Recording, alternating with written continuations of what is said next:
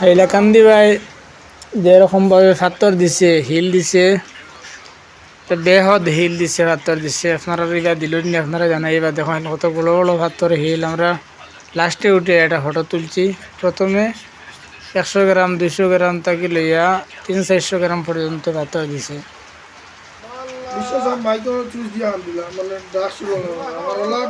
আমার তো ঠান্ডা আইছে তো লাল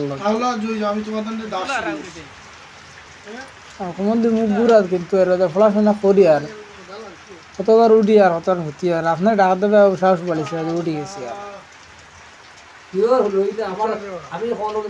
এটা এখন কত ওজন হইব বলছেন? একটা ভাত কত ওজন হইব? 500 গ্রাম হইব। আমি দিয়েছি তো এটা ভাত তো গলি গেছে বাদে তো আমরা বুঝলা যদি দেখতাম 300 থেকে 400 গ্রাম আরামসে।